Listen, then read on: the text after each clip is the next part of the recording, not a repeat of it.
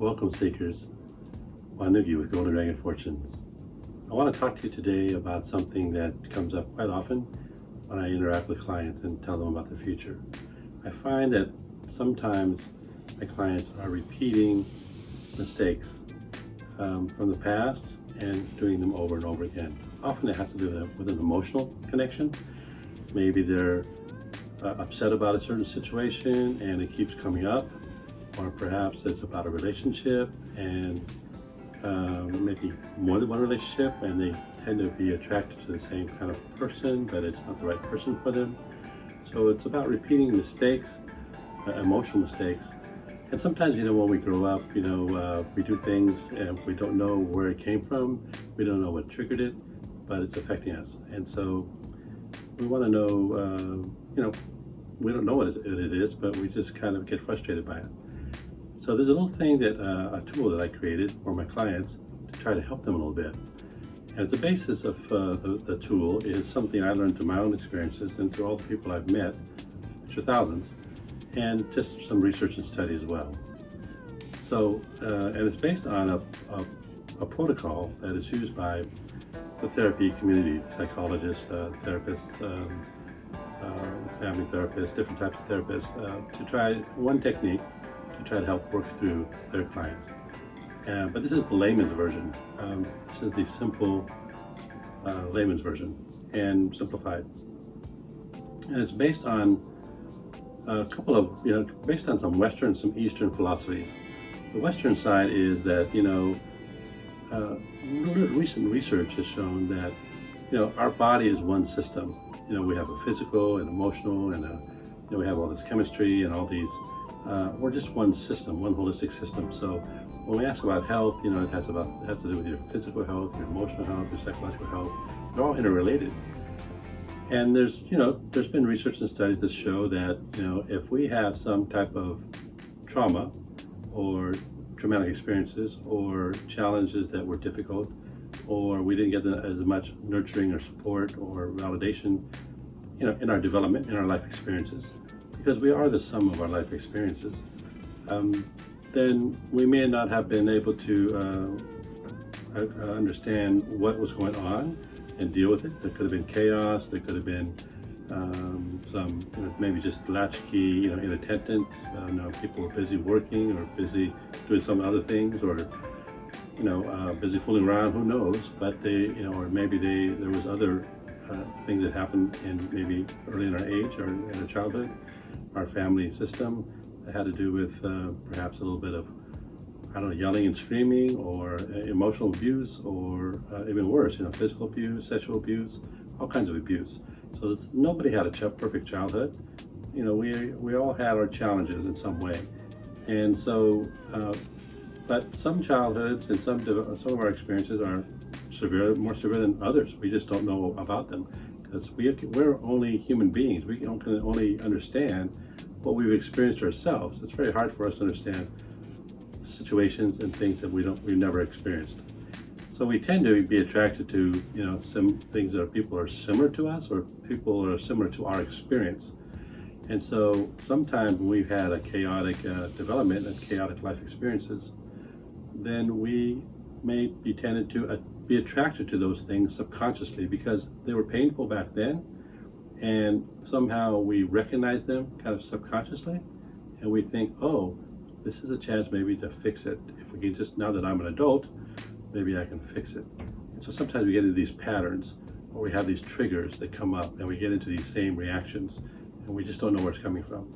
So my belief is that it came from our life experiences. I take a pretty practical approach to what I do, and that is that most of what you are is pretty much based on your life experiences in this lifetime. I'm open to other ideas about past lives and spirits and guiders and all these things. I'm open to all that. But personally, I just take a very practical view of things and think that most of who you are in this lifetime was based on your experiences in this lifetime. But the problem is that the first 5 years of your life, you don't remember. You may have seen pictures, you may have heard stories, you saw photographs, videos, but your actual memory of before 5, 4, 3, 2, 1, is very limited, if at all. So and that was the most critical time. I mean, that's when you learn to walk and talk and learn all these skills and grow as a child. But the first 5 years of a child's development is very critical. And one of the parts that is never discussed or understood or even tracked is our emotional development. How we learn to interact with our emotions and our feelings. And after all, as a little child, all we all are feelings. We don't have a career goal. We don't have, all these plans. We just want to play and have joy, and we're just about emotions. So the problem is that if we had maybe not the perfect childhood, like nobody has, and there was some type of issues that came up in our life experiences, they could have happened very early in our life, first 5 years, and we don't remember them. We have no knowledge of them. But the fact is that a lot of them are still within us. We just aren't conscious of them. They've become subconscious. And even later in life, when maybe you experienced something, as you grew older, that was unpleasant or was a difficult situation, you don't want to feel that way all the time. So you try to sublimate them. You try to get rid of it. You try to avoid it. You try to ignore it. You try to move in a different direction. You try to get distracted. And this might continue for the rest of your life. I mean, you never want to do that thing because you have some deep awareness that maybe somehow it's not good. So you just kind of distract. Maybe you get a job you don't like, and then you don't come home, and all you do is watch TV because you're not happy. Anyway, going back to the root thing is that some of these, my belief is that some of these emotional traumas and issues that were unresolved remain in us.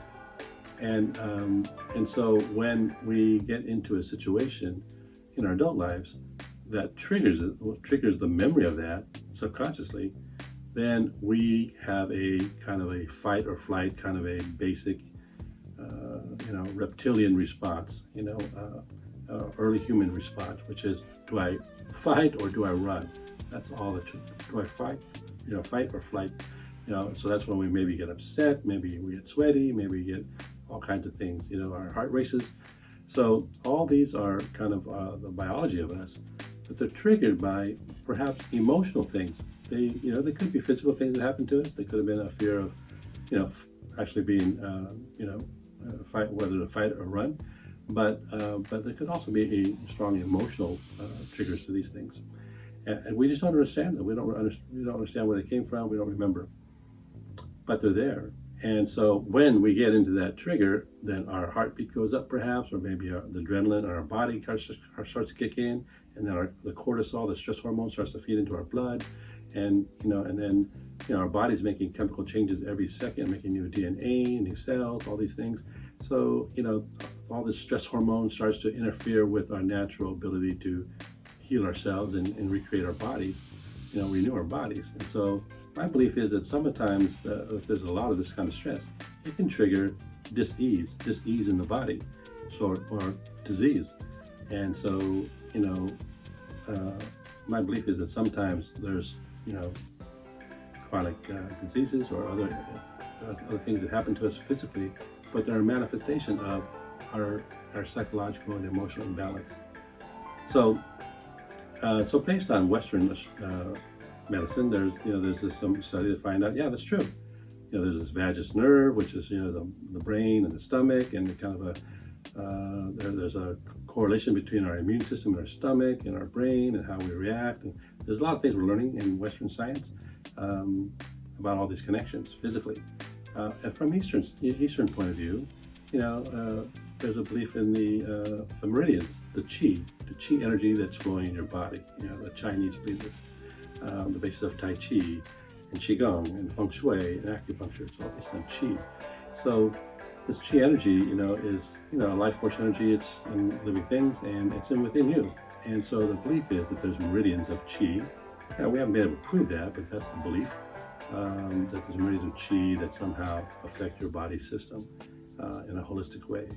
And that's what acupuncture is about, and acupressure and those kinds of things. So the Chinese believe that maybe by unblocking those meridians, then that will help the natural healing of the body and the flow of the Qi energy in a more harmonious way. So taking these two ideas and combining them, and also, in the Western science, from the psychological point of view, there is a protocol. I'm not a psychologist. But I have clients that are, and I've learned a little bit about it. But I'm not saying I'm a psychologist or a psychiatrist or a therapist.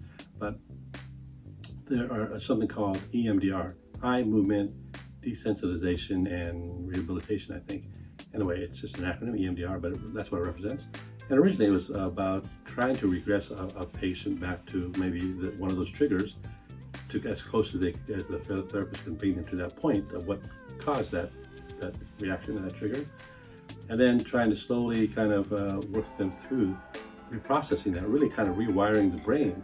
And by doing that, by kind of maybe doing some eye movement focus while they're regressing to that point. So the idea of this is to kind of get back to the trigger point and then kind of rewire the neural connections of the synapses of the brain to kind of create a different connection. Because the brain is a living thing, and it can be fashioned and changed in its construction of how it connects things, and it's very dynamic. So this is one technique that's used that could maybe kind of rewire the brain from that trigger of trauma to maybe something innocuous that's just trying to focus on something that the brain is, with the ocular nerve, is trying to focus on, and rewire that. So that's kind of the root of it from a clinical point of view, from what I know. Again, I'm not a psychologist or a licensed professional, but from what I know. And so what I want to introduce now is something that's based on that, kind of the layman's version of it, my version of it, and I call it Chi.E.F healing. Chi, energy, flow, healing. It's an acronym for Chi.E.F healing. And the idea of that is to try to work out and balance the energy in our body that may be associated with some of these psychological or emotional or even physical triggers. And there's basically only 3 elements to it, of this process. And you can do it, it's pretty easy to do, and you can do it by yourself. That takes a couple minutes. And it's a good thing to do, especially when you feel maybe a trigger coming up. You're being triggered by some deep subconscious, emotional, or physical fear kind of trigger, something in your life experiences. You just feel it's coming on. You have that anxiety, you feel that adrenaline, you feel the cortisol, you feel all that happening. So this is one way to kind of self-soothe yourself, so you can work through that period and maybe get calmed down and then maybe think more rationally about the situation. So I call it Chi.E.F healing, and it's 3 elements. So the first element is similar to EMDR, but you have to do it yourself, is you try to find or regress back to what is the trigger, what is the point of the trigger that caused this reaction to you. And maybe it's something you're aware of, maybe it's something that goes farther back and maybe kind of been, built on through your life experiences, maybe because it was repeated. So maybe you remember the most current instance of it, but it could go echo back into your past, all the way to maybe a more deeper trigger from way back when. And that's why it's that much more painful, because it's not based on this situation that you're in, but maybe based on your full life experiences that were similar. But anyway, so I call it this first part of it is to define the sentence. What is the definition? What is the trigger? What is the cause of that? And you try to put it into one sentence. The idea is to put it into one sentence. And the sentence always starts the same. It starts off with 2 words, even though. So even though this, so that's what we're trying to construct. So let's take a hypothetical. Let's say your boyfriend just broke up with you, okay? And you're at a complete loss. You're just sad, and you've got all kinds of mixed emotions. And maybe it's happened before, and maybe that's compounded it. But that's the trigger. So we construct a sentence. I call it the acknowledgement sentence. Even though my boyfriend just dumped me. So that's the sentence. It starts off with even though. And whatever the problem is, could be physical, could be emotional, could be something that happened. So even though my boyfriend just dumped me, That's the acknowledgement statement. So, or it could be, even though, I was in an accident last week, or even though my mother always beat me, or even though I was abandoned when I was 8 years old, or even though I fell when I was 16. It could be anything, but you try to identify it as close as you can to what the pain trigger is, and you create one sentence with it. So let's go with the boyfriend one. Even though my boyfriend just dumped me. So that's the acknowledgement statement, and now you want to add an affirmation. And this part never changes. It's always the same affirmation. So the only thing that changes really is the acknowledgement statement. Okay? And so you add affirmation. And the affirmation is always the same. And the one I use is, even though my boyfriend just dumped me, I deeply and completely love and accept myself.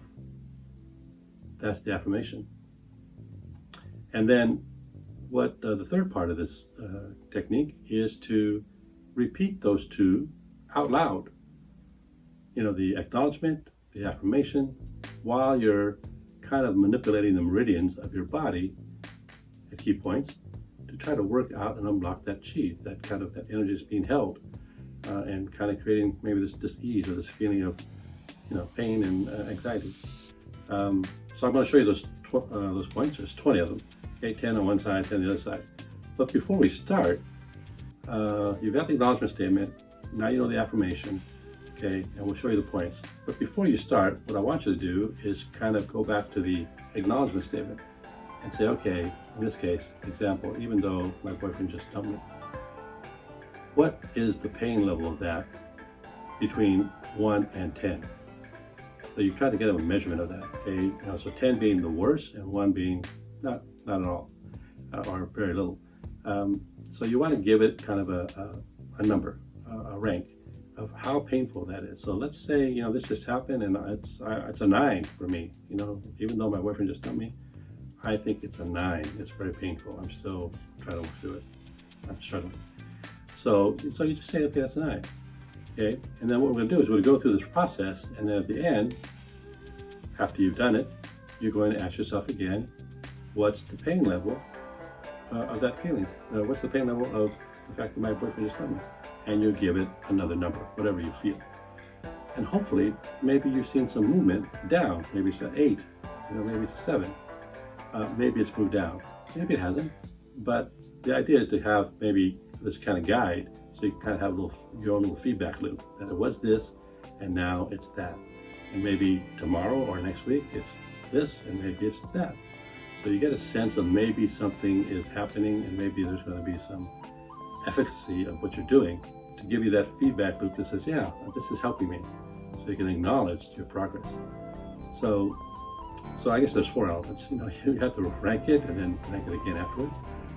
Figure out the acknowledgement statement, add the affirmation, and then do the tapping or do the meridian flow healing. So let me show you the places, the 10 places on one side, the 10 places on the other side, how we do this. And it works like this, and we'll work through it as we do it. So I'll use this example.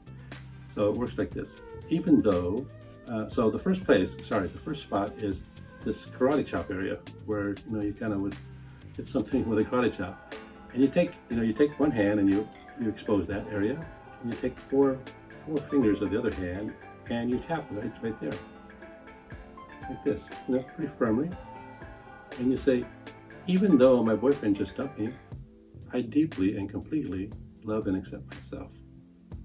So that's the first place. So there's 9 more on this side and 10 more on the other side. So the next place to deal with is on the face. There's quite a few on the face. But right here between the eyebrow and maybe the bridge of the nose here, this section here, there's a little bone here. So you just take a couple fingers and you tap here. And you say, even though my boyfriend just dumped me, I deeply and completely love and accept myself. And the third spot is on the corner of the eye. There's got a bone right here in the socket of the eye. There's a bone here. You tap here and say, even though my boyfriend just dumped me, I deeply and completely love and accept myself. And then you kind of hit the bone right here, right underneath the pupil, right here. You tap that with 2 fingers and you say, even though my boyfriend just dumped me, I deeply and completely love and accept myself. And then you do the kind of the mustache here above the lips. You say, even though my boyfriend just dumped me, I deeply and completely love and accept myself. And then kind of the crease of the chin, even though my boyfriend just dumped me, I deeply and completely love and accept myself. Now, the next spot is there's a collarbone right here. And so you can just take your whole fist and then just tap here. Oops, I got my microphone there. So you just tap there and say, even though my boyfriend just dumped me, I deeply and completely love and accept myself. And then the next one is from your breast, you kind of go under your arm about 4 inches and you tap right here on the rib cage. You say, even though my boyfriend just dumped me, I deeply and completely love and accept myself. And the next spot is you get the line here on your wrist and you kind of put 4 fingers underneath there, and so it's kind of, I got all these beads right here. But you can kind of use that together with the other arm and just tap them together and say, even though my boyfriend just dumped me, I deeply and completely love and accept myself. And then the last place, I think, is on the head. And we just kind of like, you remember, you used to kind of rub the stomach and pat the head. So you just do the same thing. You go, even though my boyfriend just dumped me, I deeply and completely love and accept myself. So that's 10 times, I think. And then we go over the other side. And we start over on the other side.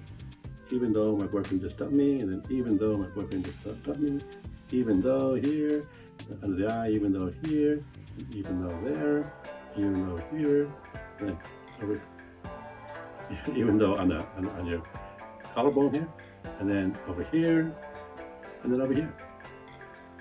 So those are the 20 spots. It takes about 2 minutes, 3 minutes, and you have to say this out loud. And you don't want to swallow that I deeply and completely, the affirmation. The affirmation is very important because you want to say, even though that happened, I deeply and completely love and accept myself.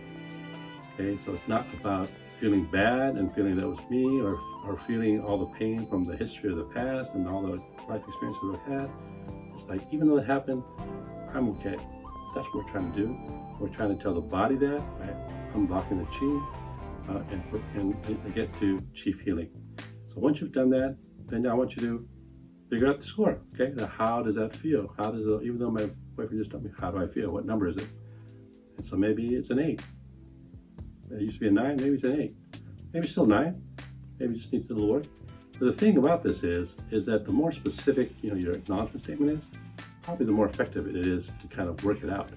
So you can take different slices, different approaches to this. So maybe it could be, even though my boyfriend just dumped me, that's kind of very specific, but they can be even more specific. It could be like, even though he did it by text, or some other angle to it, or even though we went to our favorite place and it happened, or even though I found out that he was, cheating on me, or even though there's different layers to it. So you can just change the acknowledgement statement into the same process again.